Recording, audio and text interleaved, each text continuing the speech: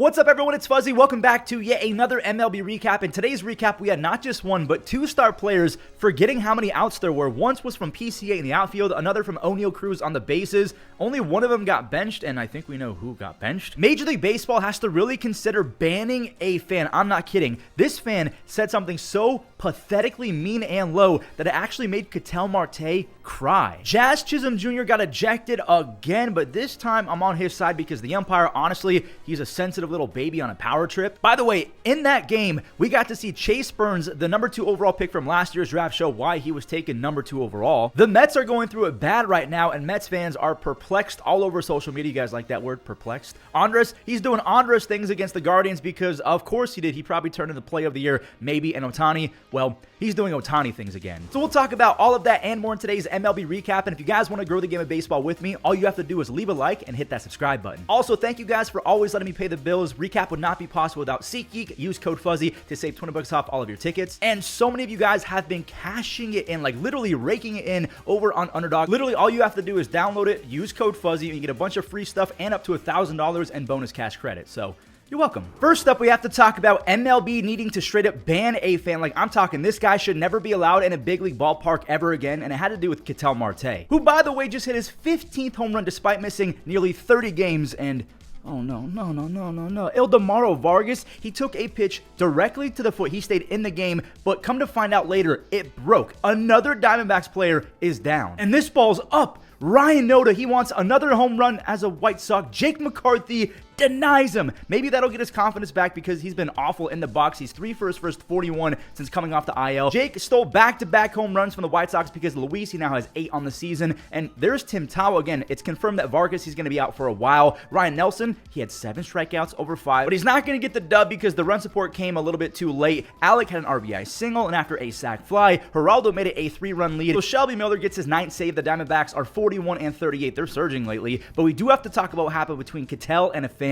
Ketel is obviously emotional on the field. His manager, Torey Lovullo, was hugging him and consoling him. That's because a fan, while Ketel Marte was either on deck or hitting, joked about his mom, talking about Ketel Marte's mom passing away in 2017 in a car crash. What kind of sick, twisted animal are you? That fan, as well as the fan who mocked Jarren Duran for his mental health journey, they should not be allowed at a big league ballpark ever again. And a lot of people are like, the freedom of speech. No, there should be zero tolerance for that language. See ya. You're banned. You're cooked. Forever. We know that Jazz got ejected. Ohtani was Ohtani again. And Cal, he didn't have a home run, but he had another really good game in the box. We'll show those after this, because the ending of this Sox-Angels game was a lot of fun. Now, Halos fans weren't having any fun at first because Garrett Crochet, he's got to be the most intimidating starting pitcher in baseball. Don't get me wrong, Tarek Skubal is disgusting as well, but Garrett, because he's so tall, I mean, he's just on another level right now. 7 scoreless with 10 strikeouts. That means he's down to a 2.06 ERA, and he's up to 135 strikeouts. He's on pace for almost 280 punches.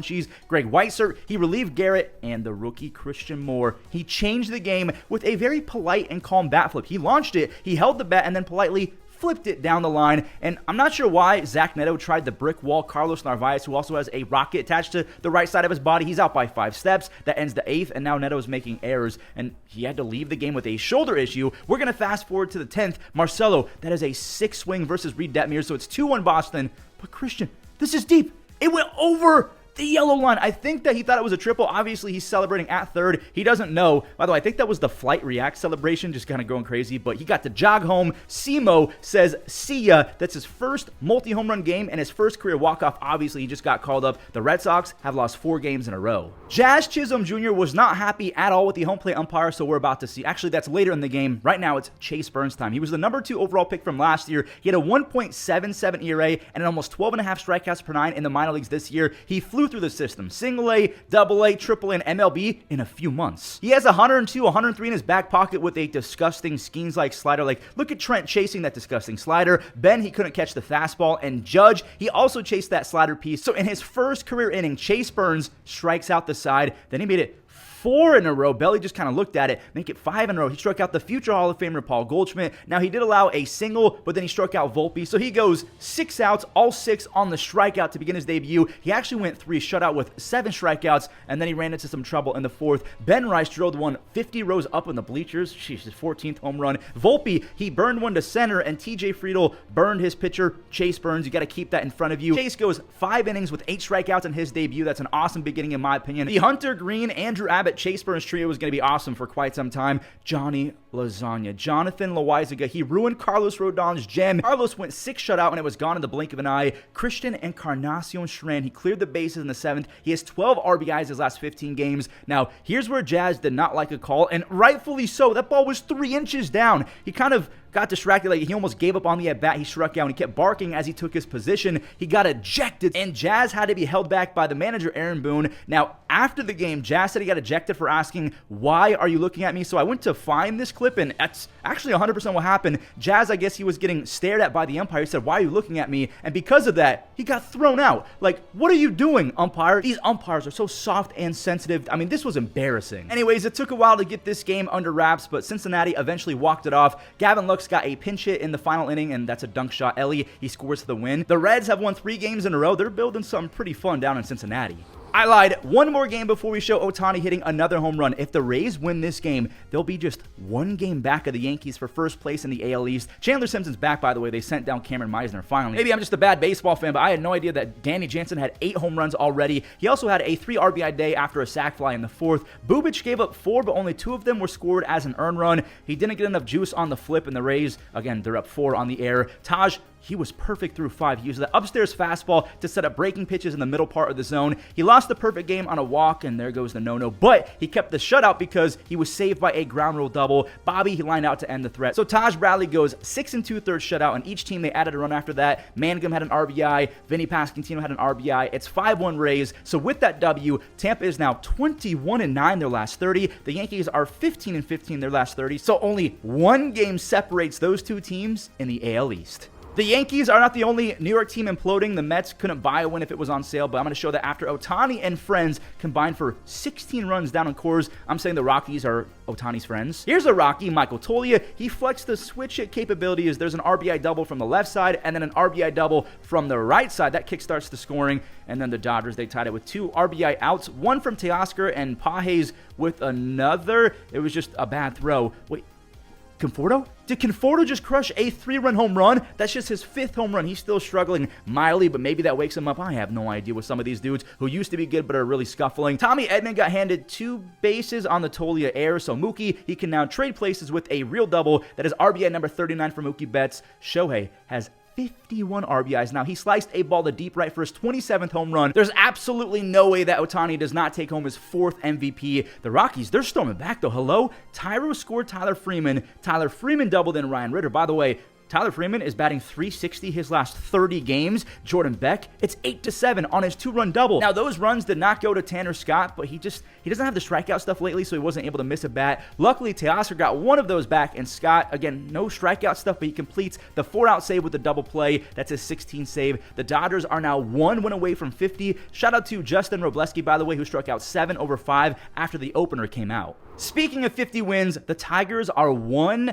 win away, and we'll talk about that after this Braves and Mets game, because, yeah, the Mets continued their meltdown. It was a nice little start versus Spencer Strider. McNeil had a sac fly. Brett Beatty, he knocked in 2 to shallow right center, and Mets fans, they're probably thinking, all right, the cold streak is over. Even Frankie Montas is back, and he's dealing. His first start off the IL was great. 5 shutout, 5 strikeouts. But the immediate momentum shift after he left the game. Huascar Brazoban, the early season success has been crumbling fast. He walked the bases loaded. Albies, he says, thanks a lot. That's an easy RBI sac fly. Eli White, he hit one hard enough to make Brett Beatty's leather just kind of bend so he can't actually grab it. And now it's tied up. Nick Allen, he lined one for his 3rd base hit of the game.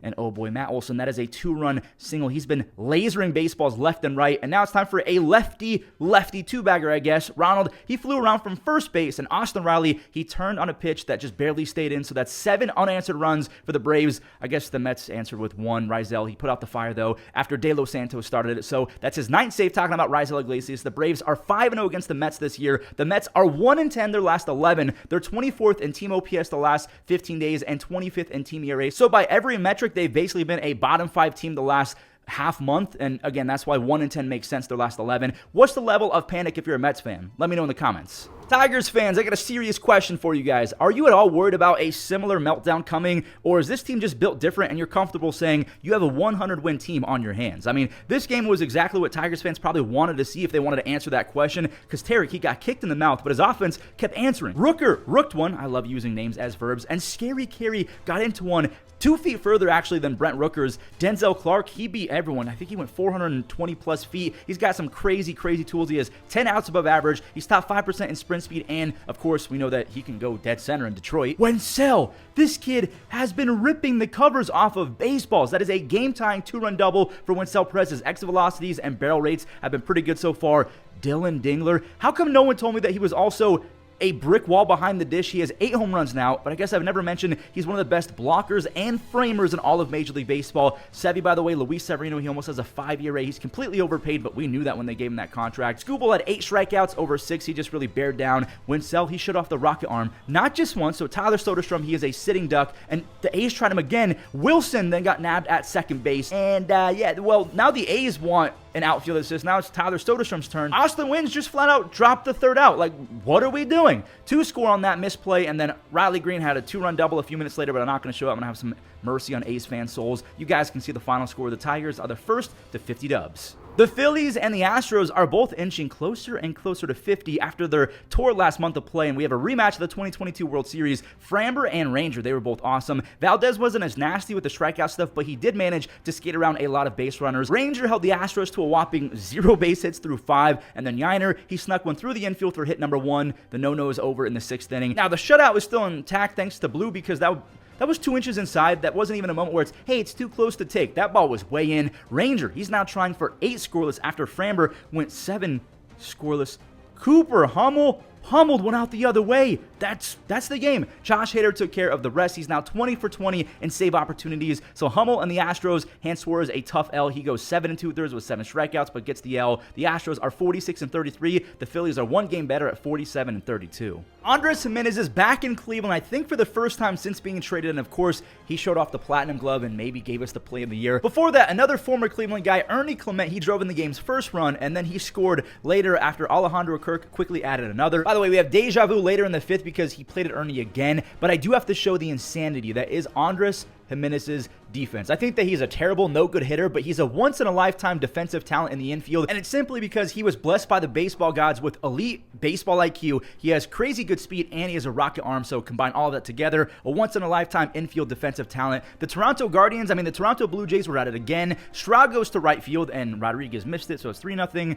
4-0 after Clement stole second and scored on the deja vu Alejandro Kirk RBI. Santana hit the first of 3 guard dog home runs, but none of them mattered because Toronto ran it up to 10. Jonathan Clase added 2 more, and Springer tacked on, Lane Thomas. He might have ended Chad Green's Toronto career. That's the 10th home run allowed already this year by Chad Green. That Lane Thomas 3-run home run was quickly taken away by a mammoth grand slam from George Springer. That's his 8th career grand slam. Manzo hit his 12th, but it didn't really matter, so I'm not going to show it. The Jays are 42 and 36. They're 2.5 games back of the Yankees. The Guardians are 17 and 23 their last 40, and they have a negative 27 run differential this year. Can we please call up Chase DeLauder, please? Okay, here we go. Back-to-back games where a team not only lost, but they had some of their star players forget how many outs there were. We have 5 home runs coming up in this Cubs and Cardinals contest. Lars, he's really flexing the pop recently. That's his 3rd home run the last week. St. Louis is lucky that Kyle Tucker only had 2 RBIs on this middle meatball swing. McGreevy said, I'm going to double it and give it to the next guy. Seiya said, see ya, for the 21st time this year.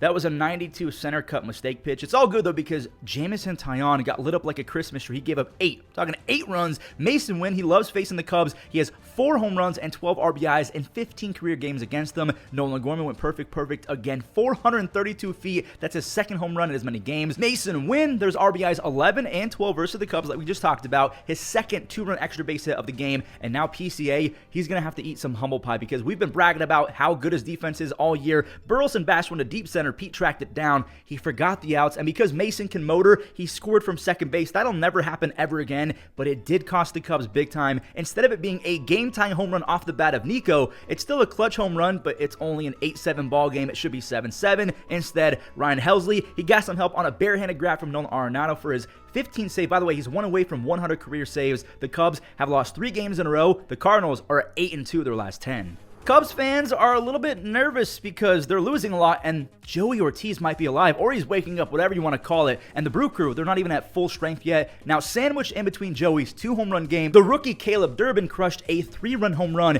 He has 2 home runs and a 380 on base his last 15 games. He's never going to be a 30 home run guy, but he's a big on base guy. Here's Joey's second. That's 3 consecutive plate appearances with Joey Ortiz going yard off of Andrew Heaney dating back to their last game. Nicky G, he's an actual G. 344 batting average his last 15 games. So that 3-run home run was basically it in terms of the Pirates and good things happening. Because Oneil, buddy, he's so fast and lanky that he should have beat that out by 4 steps, but he forgot the outs. He thought the out at second was the final out. So Cruz goes 0 for 4. He's now batting 208 on the season, but 133 his last 15, so he got benched. It was cited that it was a lack of energy and effort, and he might not even play today. So the Brewers, they get a big win. Sal collects an RB at the end. They're 44-36, so they're tied with the Cardinals at 2.5 games back of first place. We have to talk about Oneil Cruz just for a few more moments because a few weeks ago, the GM of the Pirates came out and said that Paul Skeens and Oneil Cruz are untouchable because Oneil, he's an all-time talent. He's also got a crazy all-time build. Being 6'7" with his speed is not normal. And remember, he has 26 stolen bases with 13 home runs. The Pirates, they said that Paul and Oneil, you can't touch them. They are untradeable. But should Oneil be untradeable? He's 26. He's not a free agent until 2029, so he's very team-friendly. But the Pirates really have no plan in sight to spend and get better. Like, why hold on to all-time talents Paul Skeens? Like, why are they holding on to these untouchable players if they suck at building teams? It doesn't make any sense. It's like when the Rockies signed Chris Bryant, a lot of people were like, Fuzzy, I thought you wanted parity. Well, I do like Chris Bryant going to the Rockies if the Rockies had a plan. Like, the Rockies are so poorly managed, I wasn't excited about it because I didn't think that it was going to work. Not that I hate parity, I like parity, but if it's useless and it's just throwing money at a guy, not a big fan. And the Pirates, they're a rudderless ship right now. They have no direction. Here's a fun little trade possibility. It's not going to happen, but imagine Oneil Cruz in San Diego patrolling left field. He's probably a better left fielder. That would theoretically work on paper. The Padres, they have a few prospects that they could give away. The Padres fought back after James Wood made it 3-0 with RBIs 62 and 63. After the Weiser singled and Gavin Sheets doubled him over, Xander grounded out for an RBI just like James. And Jake Cronenworth, he's trying his best to put together a string of extra base hits. He had a home run in the game before and now an RBI double. Martin Maldonado, we are now knotted up. His 4th home run makes it 3-3. And here's the sealer, Jose Iglesias. It's an RBI ground out or fielder's choice, whatever it was, because Nathaniel Lowe just didn't try and nab the slow-moving Gavin Sheets at home. Robert Suarez has 22 saves, so he's retied with Carlos Estevez for the MLB lead. The Padres are 43-36. The Nationals are 14 games under 500. Seattle was given another tough outing by the Twins. I think this was the 3rd game out of 5 that ended in a 1-run game. J-Rod sac flies in the 1st and the 9th helped the Mariners overcome the Twins' timely hitting. And of course, Cal had an impact on this game. He had 2 more base hits, including this RBI single. Then we had a double hit by a pitch. Luke Raley gets the free RBI. It deflected right into Ryan Jeffers' inner thigh. That one stings. Donovan Solano, he's been an RBI machine this last week. 9 RBIs his last 4 games. Cody Clemens launched his 8th as a Twin, and the Twins were actually able to tie it on a Brooksley RBI. Ty France gets no RBI because it was a double play, but that meant that this Ryan Jeffers 2-run double actually tied it. He has 8 RBIs his last 5. It just extended the inevitable. This game was scripted by the gods for Seattle to come home with a W. Matt Brash got his first save. They've won 3 games in a row, whereas the Twins, they're 32-42 because they've lost 5 in a row. Are they sellers? Same question for these 2 teams. Should the Rangers and Orioles give up and read the writing on the wall, or should they hold out for hope and just pray that these guys bounce back? Ramon, dude, he was just robbed of another outfield assist. Gary Sanchez just flat out dropped it. Evan Carter gets the RBI. Texas got another on one more play at home that the Orioles just could not complete. Young gets the RBI fielder's choice. And there's Alejandro Osuna getting an RBI sac fly. Adolis, by the way, we are flying through this game. We're in the 7th inning now. It's an RBI single for Jacob Latz, who had a no-no through 6. This is just his 3rd career Major League start, and I didn't realize that he had 96+ miles an hour in his back pocket. He has a wicked changeup. The breaking pitches, man, they break. And there it goes. Ramon Laureano, he flared one to shallow center. Latz is out the game. It was a 6 start nonetheless, but he did have his shutout room because Gary Sanchez, he must have felt bad about dropping that outfield assist. He had a 3-run, 425-foot perfect home run. El Kraken is back at it. Ramon Urias, he then tied it with back-to-back home runs. This game is crazy. Hold up. 3 in a row. Ryan O'Hearn put the Orioles up by 1. That was pretty much the first legit meltdown by Chris Martin all year long. Now, here's the thing. Sam Haggerty's legs saved the Rangers because he had 2 stolen bases in the 8th, and now he can score. He did his job, and Heim is doing his job. We're back to a tie game. Haggerty is involved again, this time in the 10th. They called out Evan Carter first, and then they went to replay and saw that he snuck his little mitt in there. A lot of people are saying that the mitt is cheating. It's like an extension of your hand. He would have been out if he didn't have it. Robert Garcia now has 6 saves. The Rangers are 39-41 with a plus 11 run differential. The Orioles are 34-45 with a negative 80 run differential. I didn't realize it was that bad. The Giants are top 8-ish in run differential, but this game did not help. Justin Verlander gave up 3 in the 2nd and the 3rd. I mean, combined, not each. That was pretty much all she wrote, not gonna lie. Wagaman doubled in Kyle Stowers. Connor Norby played at Eric Wagaman. And then Otto Lopez cashed into Jesus Sanchez after Jesus tripled around. Casey Schmidt, he got on for Christian Koss, who got one to leave for a second big league tater. But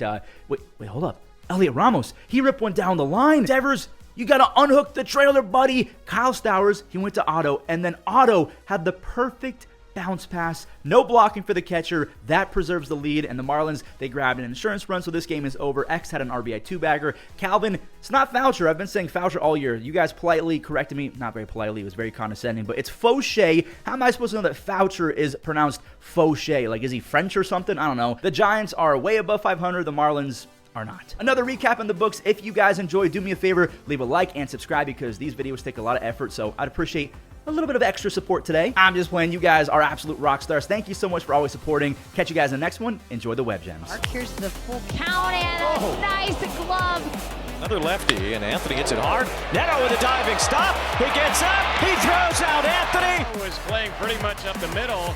That time he wasn't needed to go to the right side. Caught again by Ranger Suarez.